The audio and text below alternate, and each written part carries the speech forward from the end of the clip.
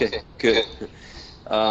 We had about 1,100 participants in the Congress, which was bigger than the previous two ones because the previous was in Madrid. I think they had about 700, and in Dresden, which was the sixth conference, they had about 600 or approximately 700 as well. So actually, this was after the Helsinki Congress, probably the biggest one. We had like the majority of people attended, they were from South America, so we didn't have that many international people at the Congress. And importantly, we financed the entire meeting by the local pharmaceutical companies. So as many people here, they didn't pay registration fee. So the entire Congress basically was 100% financed by the pharmaceutical company. And we got them basically all. I mean, we got I think I don't know if Dr. Mahmoud, if you have sent you the files we received from Graciela, from our official Congress organizer. So you have an Excel with the title is Directoria Patrocinadores, which is the basically the sponsors, and basically you don't need to know Spanish for that. You see the first column, the name of the company and the contact information, and they're all the local pharmaceutical company. So they paid the local contribution for local, or regional, or national conferences. So we didn't bother like the international ones. So you can see basically with Abbott, AstraZeneca, Bayer.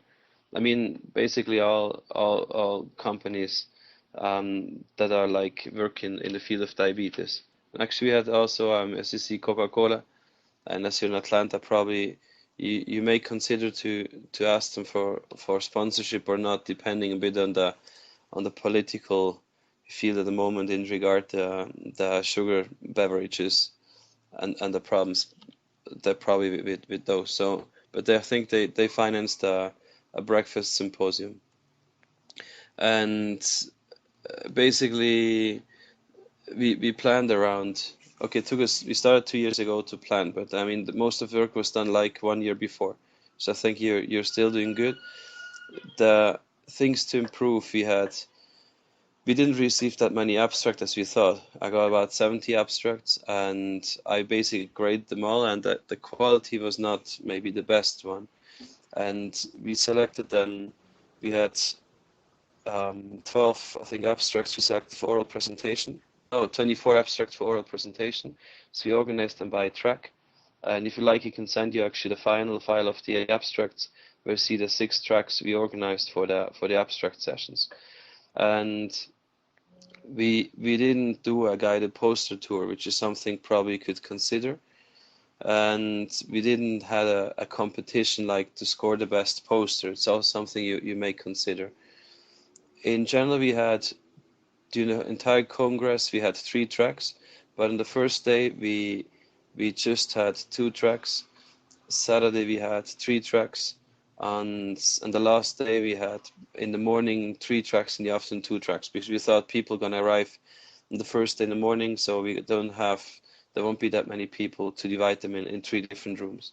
And the same the last day, actually many people started to leave on the last day in the afternoon, so it's good to have only two parallel sessions. This is something you probably need to think about according to how many participants you expect for the Congress. And you had one PDF file with this is in Spanish, about some summary of the meeting, and I'm not sure if you could maybe add them to there's some online translators on internet available. So if you add the PDF in online translator, you get a, I think, pretty decent translation of the PDF. At least I could ask if I can get the PowerPoint slide of the last one, and this probably is easier to translate than a PDF. But on that one you have pictures you can use as well for the meeting in Atlanta in December. This probably as a summary. So probably, I mean, if you have specific questions, we can sort out more or less in what you need some help. I mean, in order for the invited conference people who talked, we sent them an invitation. You need to start as soon as possible to decide who going to be an international lectures that you want to have. And you can have our database if you like to. I can send you that, and then decide who's going to be invited or not. We send to everyone an email, an official invitation, telling them that they're court invited. If they can find proper financing for the trip, it will be appreciated. If not, we're gonna cover basically the traveling and everything. I mean, accommodation and food was anyway paid, but we try to reduce the budget by asking some of them if they have proper funding. Like some institution, like in Finland, Jana Lindström, they cannot accept like a sponsored trip. So, but they have proper funding for coming. Like Ed Gregg as well in Atlanta, he had proper funding, and some of the invited guests, they managed to get local funding from pharmaceutical company, and that helped as well to reduce a bit the budget. Then you probably need to consider if for the European lectures, if you pay a business class trip or not. Those who came from far away, we offered them a business class trip, and with that we worked with a travel agency that worked with Avianca, the official carrier of Colombia. And important was like once we sent invitation letter, we asked them to send us 2 or 3 topics they could talk about. So we assigned to the lecturers, the invited guests, that we paid everything.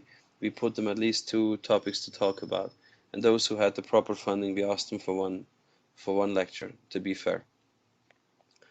And this is a process probably you should start as soon as possible to start to work on the scientific program of the Congress, and to that the lectures they're gonna confirm the date or schedule in their calendars the date of the Congress.